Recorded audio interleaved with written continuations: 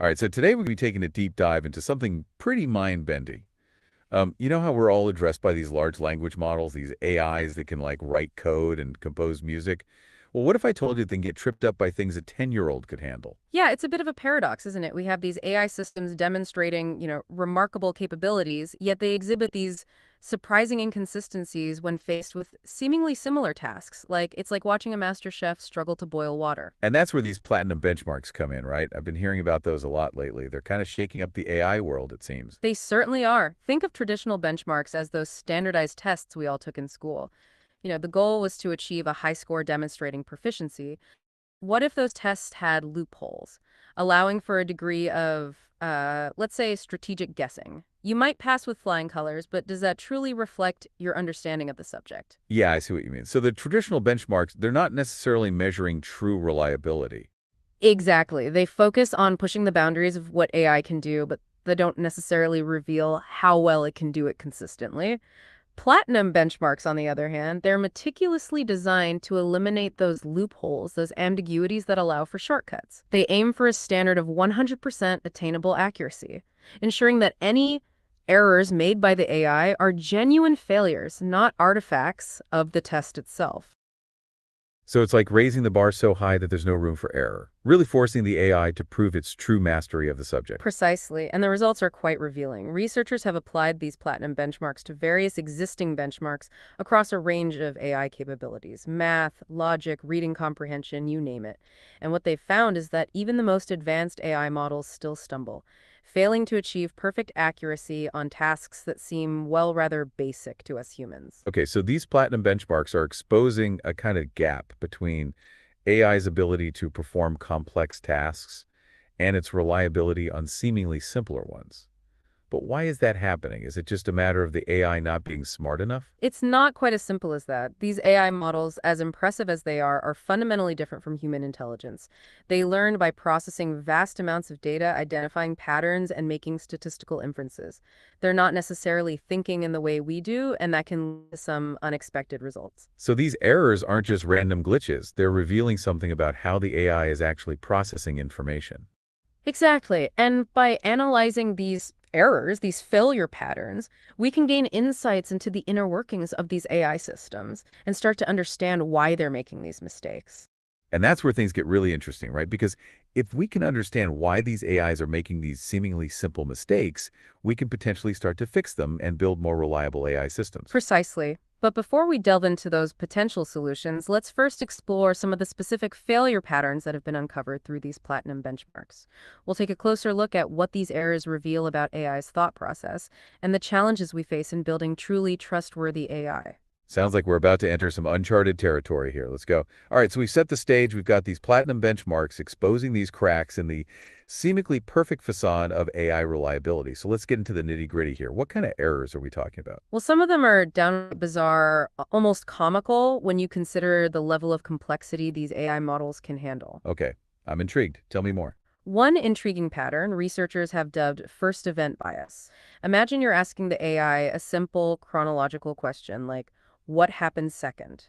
The invention of the wheel or the discovery of fire? Yeah, it seems like a no-brainer, right? I mean, even I know the wheel came after fire. You'd think so, but here's the kicker. Many AI models consistently answer with the first event, even when explicitly asked for the second. And what's even weirder, sometimes they even acknowledge within their response that they're identifying the first event, not the second. So they're basically saying, I know you want the second thing, but I'm going to give you the first one anyway. Like, what's going on in those AI brains? It suggests a curious fixation on the first piece of relevant information encountered.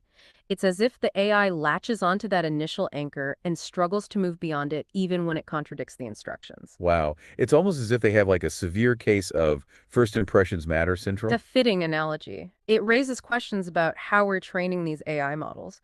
Are we inadvertently reinforcing this bias by structuring data in a way that prioritizes the first piece of information? Or is it something more fundamental about the underlying architecture of these models? So are we talking a training problem or an inherent AI thinking problem? It's likely a combination of factors, and this is just one example. Remember that peculiar rounding error we mentioned earlier? Oh yeah, the rounding up primes phenomenon. Right. Tell me more about that. It sounds like something out of a science fiction novel. Well, it certainly highlights the unpredictable nature of AI. Researchers observed that a specific model consistently rounded up whole number answers in division problems. But there's a twist. This behavior was significantly more common when the answer was close to a prime number. So if the answer should be 7, the AI might round it up to 8 because 7 is a prime number. Like, why this strange affinity for primes? That's the million-dollar question. We're still unraveling the mysteries of these black boxes we call AI. It's possible there's some unintended bias embedded within the training data or perhaps consequence of the specific algorithms used to process information. Whatever the cause, it demonstrates that AI doesn't always think in a way that aligns with our human intuition. It's both fascinating and a little unnerving. It's like these AI models have their own internal logic, their own set of rules that don't always make sense to us. Yeah, it's a reminder that we're dealing with a fundamentally different kind of intelligence, one that operates based on principles we're still trying to fully grasp. So we've got this first event bias, this rounding up primes phenomena. Are these just isolated quirks, or are we looking at a broader pattern here? Well, these are just two prominent examples highlighted in recent research, but it's safe to assume there are many more lurking beneath the surface, waiting to be uncovered as we develop more sophisticated analytical tools. So what does this all mean? Should we be worried about the future of AI if these systems can't even handle basic math or chronological order? I wouldn't say worried, but certainly cautious. These findings are a wake-up call, a reminder that we need to approach AI development with a more critical eye.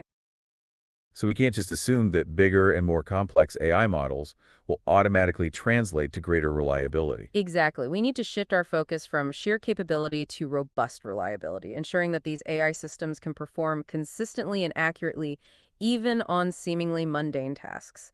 It's about building trust in AI, both from a user perspective and a safety perspective. So it's not just about creating AI that can do amazing things. It's about making sure it could do the basic things right, reliably, and without those bizarre quirks. But how do we get there? How do we bridge this reliability gap and create AI systems we can truly trust? That's the crux of the matter, and it's a question we'll explore in the final part of our deep dive. We'll delve into some potential solutions from rethinking our training methods to harnessing the power of those platinum benchmarks to guide us towards a future where AI is not just capable, but also truly reliable.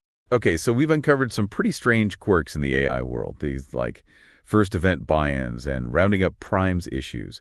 It seems like we're kind of at a crossroads here. On one hand, AI is doing these amazing things, but on the other, we're seeing these bizarre and potentially problematic errors. So where do we go from here? Well, it's definitely a pivotal moment in AI development. We're realizing that Oh, hey there, what's up? Hey there, sorry to interrupt. Can you remind Oh, yeah, let's hear it. can you remind me the how the AI thinking through this benchmark to improve it?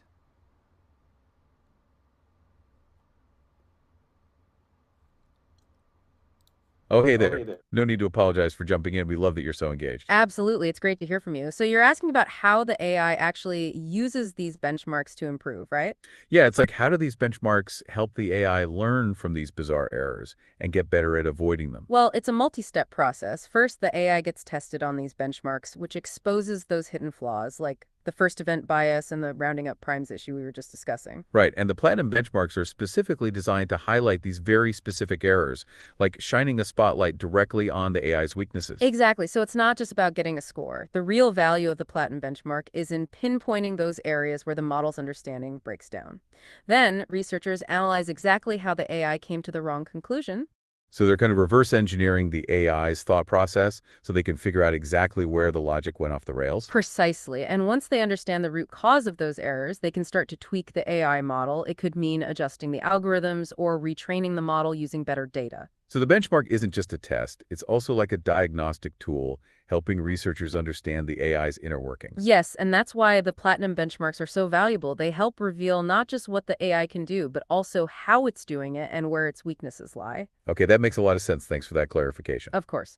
So to recap, it's this combination of identifying the errors, understanding why they occur, and then adjusting the AI model that leads to improvement. It is this whole process.